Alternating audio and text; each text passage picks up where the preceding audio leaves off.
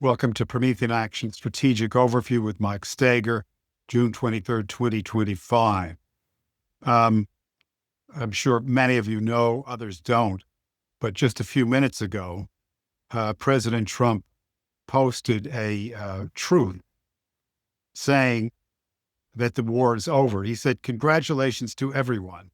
It's been fully agreed by and between Israel and Iran that there will be a complete and total ceasefire in approximately 6 hours from now, when Israel and Iran have wound down and completed their in-progress final missions for 12 hours, at which point the war will be considered ended." Officially,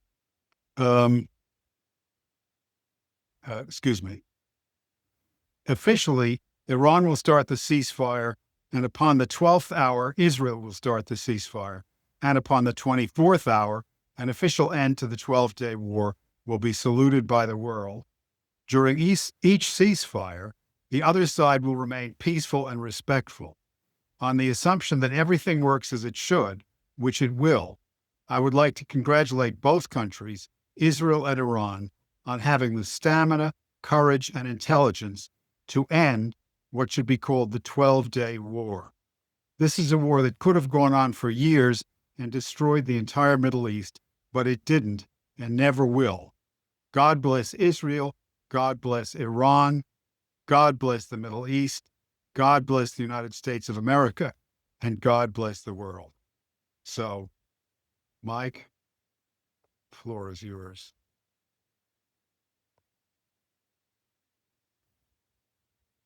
Thanks, Tony. Okay, so that's good news. The focus from my perspective and from the Promethean group has been that this clearly was a tense period. Once, and we're now about 10 days, 11 days since Israel started bombing Iran, it was the day after Trump's 60-day time period had ended, where he attempted to give Iran a chance to really negotiate. And there was clear kind of stubborn opposition from Iran. And maybe that's understandable given the nature of that regime. But it wasn't effective. And clearly, Israel and factions in the United States thought that they could rope Trump into some major escalation. And many people sat on the edge of their seat, very concerned, very panicked, that that's exactly what was happening, that Trump was getting sucked into another Middle East war by the neocons, by the DC War Party or DC Consensus, and by the kind of crazy Zionist Netanyahu faction of Israel. But what we saw now is something very different, that didn't happen. And I think it forces all of us to kind of consider, what are we really dealing with here? One is we have a president, a leader in Donald Trump, who has gone through a certain test of fire. He has put his life on the line to secure the United States as a constitutional republic. Now, that may seem, American-centric. For many people, it's described as kind of, jingoistic or just American-centric. But the reality is, the role of the United States is in its bones, in its very core structure of concept, of idea, of reason for existence, is to challenge a globalist system. Whether that was the British imperial redcoat system and the British East India Company of the 18th century, their kind of left-wing neo-Confederacy movements all over Europe, including the Confederacy in the United States, the breaking up of countries, these left-wing movements, Marxist movements in Europe. The United States has always been, as a identity of its people, of its political culture, opposed to these kind of European oligarchical structures. What we have accomplished, and we've described this throughout the last 4 years, what we have accomplished and what we built, not just what we accomplished in the election, but what we've built as a political movement, is the most important strategic factor in the world today, because it is the revival of the true United States, led by President Trump and his own courage and tenacity. But it is also a quality of resonance and of leadership in the American people. Now, there are a lot of ghosts from the past 25 years. We've all seen them in the last 10 days. The specters of this rabid kind of fascist neocon cult taking control of the entire United States nation and plunging it into chaos and darkness and destruction. And there was a sense, my God, is this all happening again? But those were merely ghosts and specters. That there is not, that rather, let me put it in the positive, that there is now something fundamentally different in the world. It is this MAGA political movement. Trump, many people may deride Trump for calling for regime change. What he's challenging the Iranian regime when he says, make Iran great again, is what's wrong with you people? Are you more concerned about going to your ideological Shiite heaven than you are the development and strength and vibrancy of your culture, your people, your religion, your nation? Iran is gripped and has been gripped since 1979 by a radical extremist globalist cult. The globalists love cults. The neocons are one of them. And these mullahs in Iran come out of a sponsored cult formation from the globalists. This is why, kind of news to me in terms of actually understanding Iran, they celebrate taking over the US embassy every November since 1979. Didn't know that. When they celebrate it, they have people come out chanting death to America. I thought this was maybe every once in a while they get into those kinds of cult-like hysterics. This is an annual, like their 4th of July is the takeover of an embassy holding people hostage while they chant death to America. This is madness. Just gives you a flavor of some of the dynamic there. That this is a globalist cult imposed on the people of Iran. And its existence has been dependent on being the victim, being the martyr of an evil United States. And the people in the United States that put this regime into power, people like Jimmy Carter, Zbigniew Brzezinski, and this kind of trilateral commission crowd, which helped create this kind of crescent of crisis, the deployment of the Mujahideen in Afghanistan against the Soviets, which ultimately became Osama bin Laden and Al-Qaeda.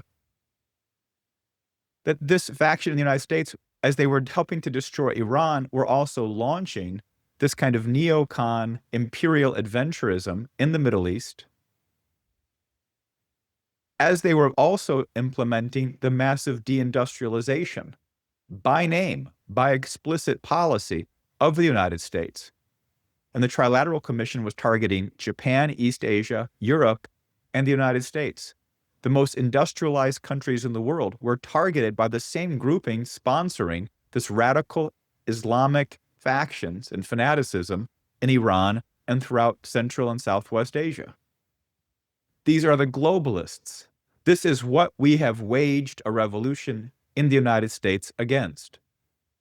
But more so than just against them, we have waged it on behalf not just of the American people. This is why the United States as a country becomes something difficult to comprehend, and why it's been so attacked and destroyed within our educational curriculum, and why a number of weeks ago we spent an entire Monday discussion discussing the domain of principle. Why is the domain of principle, the unseen, if you know your Nicene Creed, the visible and the invisible? Okay, what's the invisible? It's the domain of principle. It's those aspects you don't see with your senses, but you see with your mind. Why is that domain so important? Because the United States is constructed not on a territory, not on the shared similarities of people per se, though those are, of course, important. Emphasizing our differences is not just moronic, but can become psychotic. So it's not, but it wasn't a shared sense of sensual qualities. It was a people who were willing to commit despite their differences, which, of course, at the time, the colonies were not homogenous, and their outlook and their characteristics and their history, they identified as something distinct. It was a commitment to a domain of principle that established the United States itself, a higher conception. It was not just a belief in the creator, it was a recognition that the creator functioned by making that domain of principle knowable to the mind of man, knowable to the individual, not just knowable to some.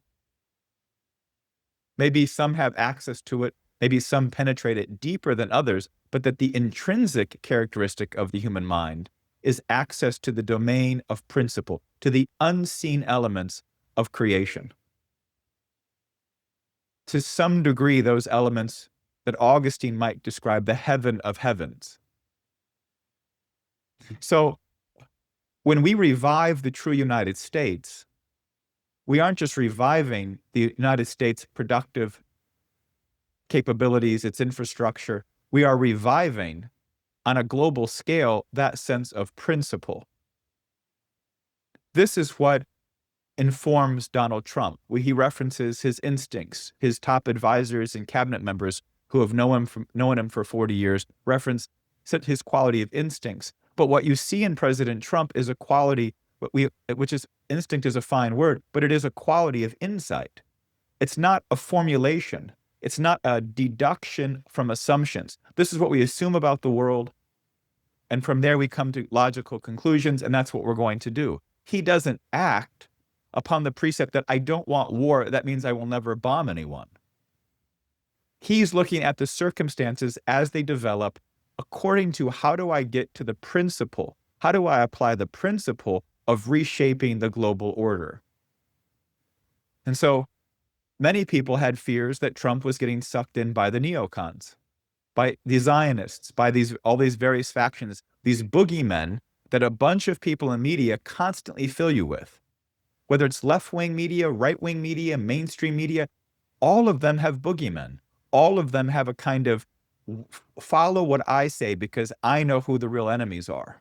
But none of them provide a sense of what's the real principled direction we have to take. What is the vision we go in as a person, as a people, as a nation, and as a world? Where do we go?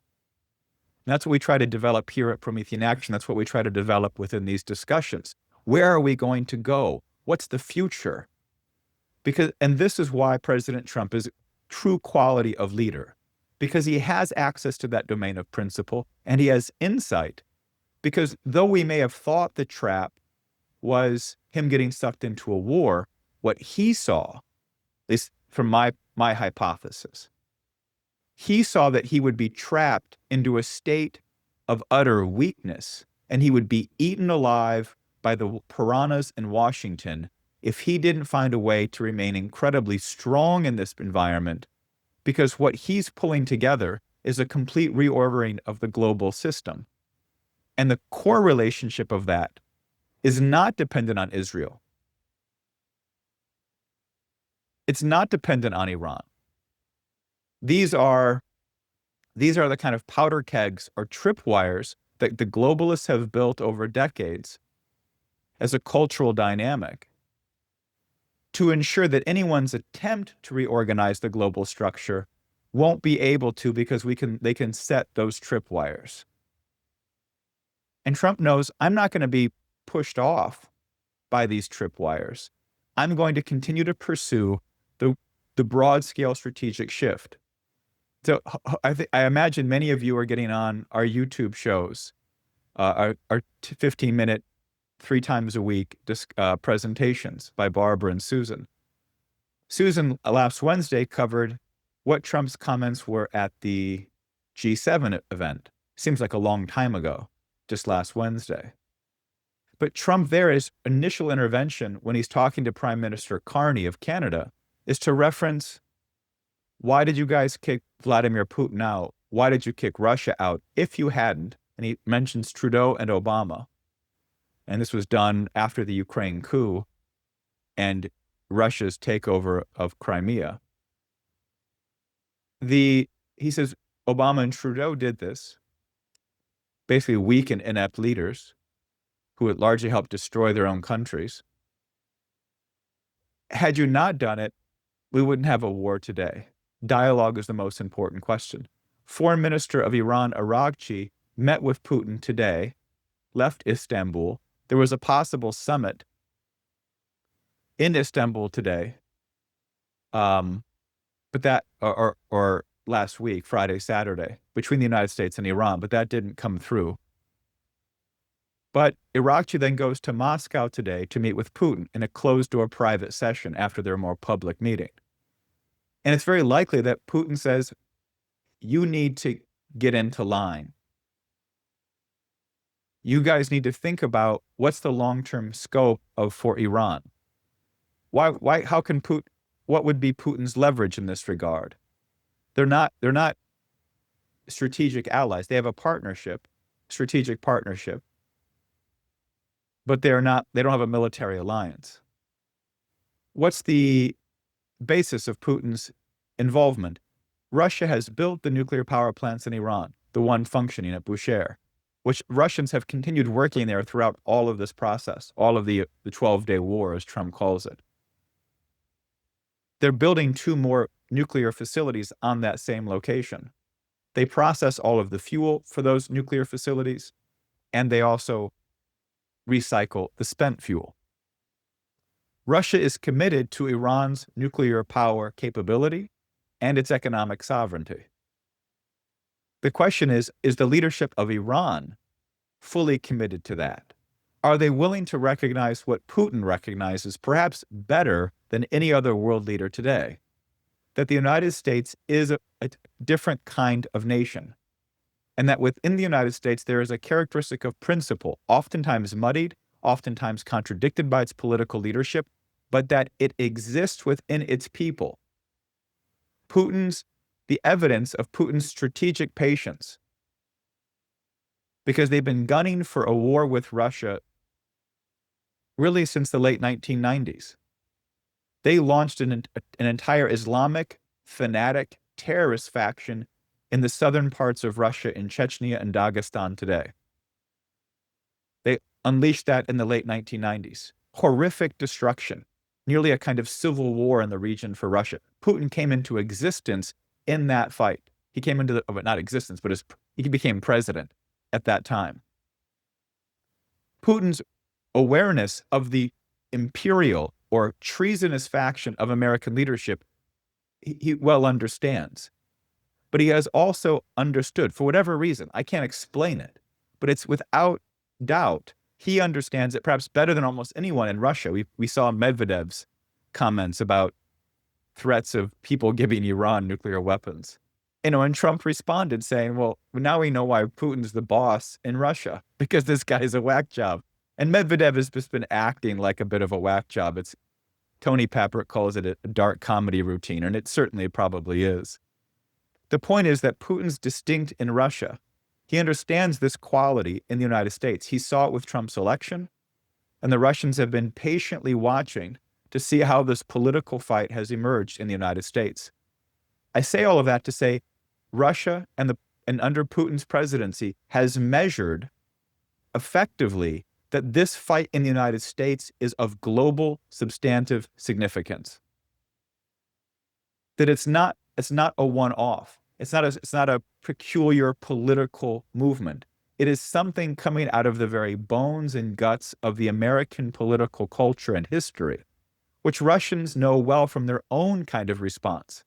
The Russians are also maybe a peculiar people, but when push comes to shove and they're invaded like they have been many times, a quality emerges within the Russians to address the ideological insanity, whether it's the Teutonic Knights, whether it's Napoleon, whether it's the Mongols, whether it's the Nazis, consistent qualities of invasion, they've had to fortify and develop a quality of culture within them. And this is an important characteristic, because it's a similar kind of quality when push comes to shove. Even Winston Churchill, the fat drunk, identified that at the minute to midnight, the American people seem to respond. It's like a tiger is unleashed. And that's what's happened again with the United States in this political movement. And it is not just President Trump. President Trump is more sensitive and more intuitive to his base and to this movement than anyone else in the United States. And he understands why people like Tucker Carlson or others were very concerned. Many of them because they supported the entry into the forever wars after 9/11. Even Steve Bannon admitted we got bum rushed into Syria the first term because the CNN was screaming about Assad's chemical weapons and the Assyrian children, all completely concocted and made up lie, constructed nowhere else but London. So these people have learned from their mistakes. The people involved in this are confronting their own ghosts, their own compromises. And that's important. That's good. That's redemption. That's a conscience. That's this soul healing and growing and getting stronger. But Trump understands this movement better than anyone. And he has fully dedicated his life to making sure it is successful. So, okay, all of that said, that's to me at least to give you some sense of how I'm thinking about the events that have unfolded over the last 10, 11, 12 days. I guess the 12-day war, so we'll call it 12 days. The bigger question in front of us is, where do we go? That one of the important elements of this fight, of this kind of threatened escalation and danger, and I know there are a number of people that may have different perspectives. You've got on this call, you might have disagreed with some of what Promethean Action or Promethean PAC have said in this regard. I'm happy to entertain any questions or thoughts that people have.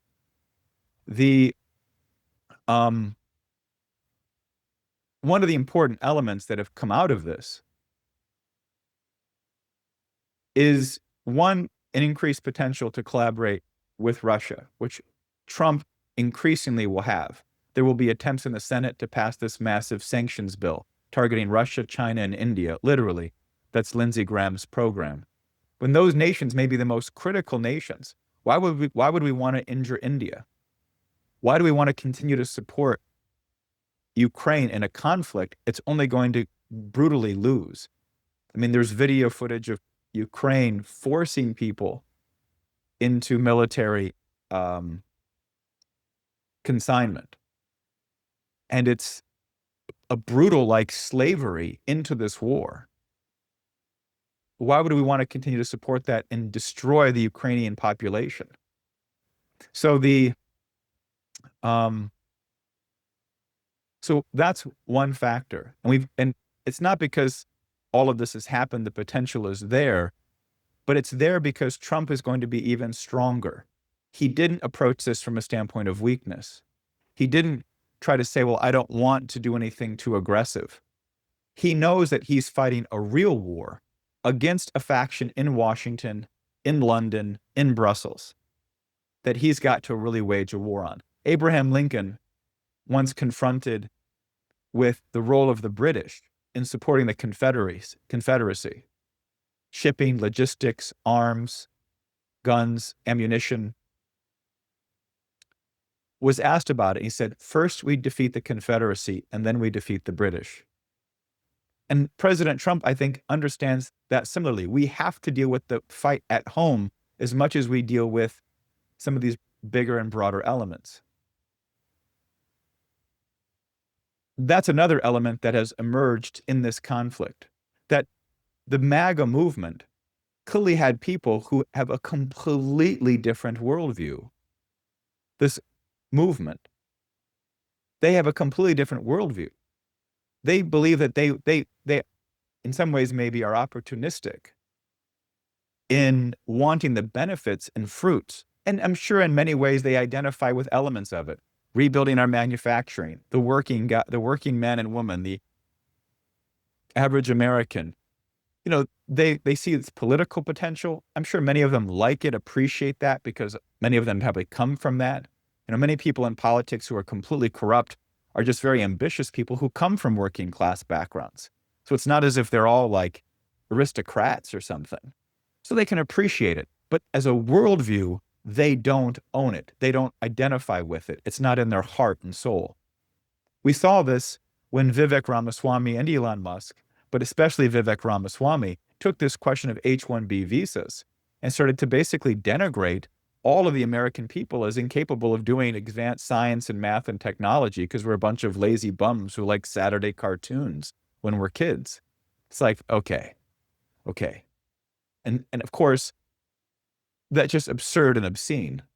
And if you look at it, ultimately what happened was around the late 70s and certainly by the early 90s, we started to import PhD students. We took foreign PhD students increasingly to expand. We have the same amount of American PhD students in science and mathematics as we did like in the early 70s. The same number. All of the increases come from foreign people coming in. The effect keeps wages down, gets more people who are interested in just getting citizenship and doing what they're told to keep their PhD and student visas. And so they just do what they told. It allows professors and university administration to kind of suppress any other kind of free thinking. Gives them increased political and social leverage. So these are political decisions to be made.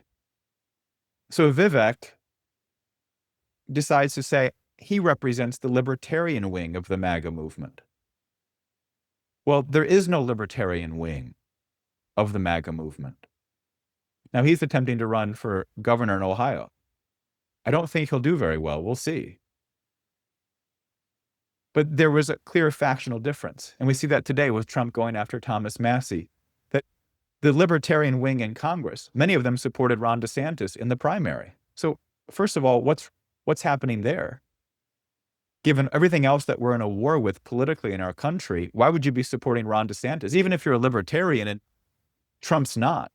So there's something fundamentally wrong with that in my mind.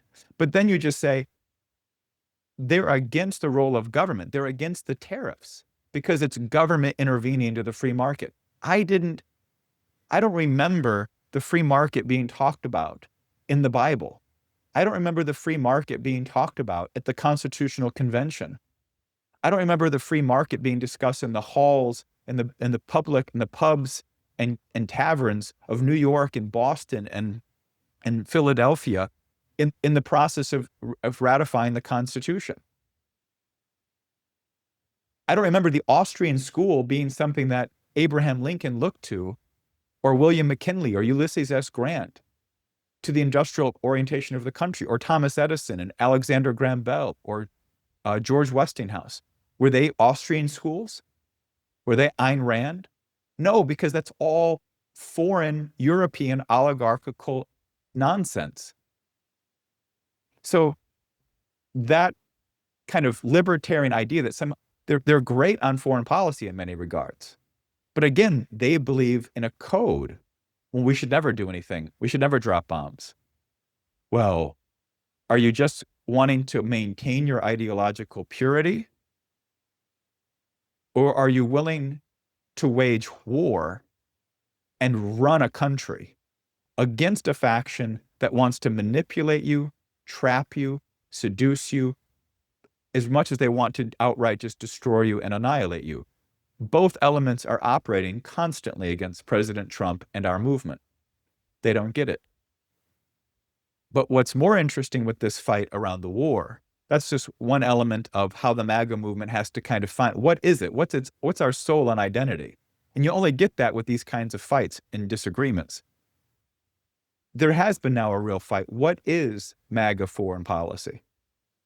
What is our approach? We're not unwilling to be a strong country. We're not going to allow nations to go rogue and wild. We are the world's dominant power. Any other nation in our position uses physical force if they think there's a threat to that overall system. Does that mean we haven't abused it? We've abused it to high heaven. From the Korean War, the Vietnam War, the first war in the Gulf, all of the wars in the past, absolutely complete and total abuse. But that doesn't mean that as the leading power in the world, you completely avoid that. I'm not saying I like it. I'm not saying I want it. I'm not saying anybody that does is a bit bizarre and strange to me. But it's a question of what is our real foreign policy, not about what we're not going to do. We're not for this. We're not for that. We're not for windmills. We're not for solar panels. We're not for dropping bombs. Okay, fine. What are we for? What is our strategic policy? What is our vision of where we're taking the world that will provide the long-term structure for our nation to develop and thrive, to reindustrialize, to rapidly build, to rapidly increase wages? We have a post coming on our website soon that will reference bringing basic hourly wages from people in manufacturing and trades up to $50 to $60 an hour. That'd be approximating about $150,000 gross pay annually. That's the kind of salary you need to support a family of 5. And that's the kind of wages we should be paying. That means the best way to do that is create huge amounts of productive manufacturing, technician, and trade jobs. And at the same time, cut out all of this administrative waste we have in our entire society.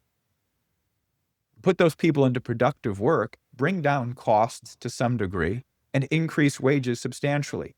Build the hospital system, build the medical system so that it's abundant and easy to provide for the basic routine care the American people need. Henry Kaiser knew that. He built an entire healthcare system just to provide for his workers at the shipyard because he couldn't have them sick and off-site too long if he was going to build a Liberty ship in a record 5 days. So the main point here is to say this is what is our vision for foreign policy. And that's what we've been discussing here now for many weeks. The main part of that, and someone referenced taxes. Yeah, and obviously get rid of a lot of the taxes that people pay. Like Trump said, we need an external revenue service. Look in this way to tax trade activity, tax things we don't need, tax financial speculation, tax financial transactions generally. Don't tax productive activity and enterprises. So, but the main point is that's a vision domestically, economically. What's our vision for foreign policy?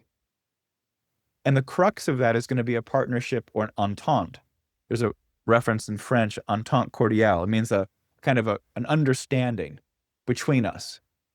And that understanding is going to be, as the Russians have pointed out, no longer are we going to tolerate this radical war, neoliberal, anti-nation state faction operating out of London today. And which has taken over as a cult in Brussels and the European Union. A joining up against that radical war faction, the war faction that promotes the conflicts between Hamas, Israel, Iran, the same force that promotes the possible world war between Russia and Ukraine, the same people that provoke a sense of war between the United States and China over Taiwan. Because there is no intrinsic basis for war. That's what Trump recognizes. And as we develop that relationship with Russia, the economic relationships with China will continue to improve. Trump will get a better and better deal on the manufacturing, of rebalancing industry and manufacturing, not just between the US and China, but generally for the world. All nations need a core foundation for manufacturing. I'll give you one example why that's so important. Take Israel. Israel in 1960, as a kind of a nation fighting for its own existence, a new nation, out of the environment of World War II, 30% of Israel's population, or we could say, what's the word I'm looking for? 30% of their job employment was in the manufacturing sector, 30% just in manufacturing. That doesn't include the technicians and the trades and all the other logistics that are required.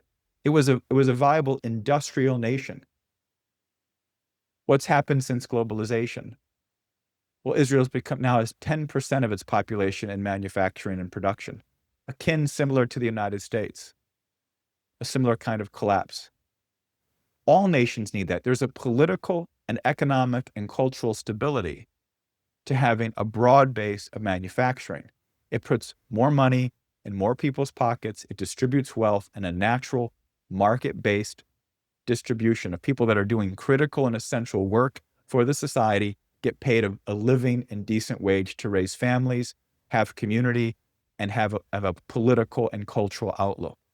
That's what manufacturing does. It's not simply, when we think of economics, the whole concept has been reduced to dollars and cents or manufacturing for national security, as if you're not talking about the individuals involved. But what we're starting from is the standpoint of what kind of culture and life and stability are you creating for individuals to raise those families? It's not just money they need. Yes, they need the income, they need the housing, they need the culture, the shared stability, but they need a long-term political stability. This is what young people are craving.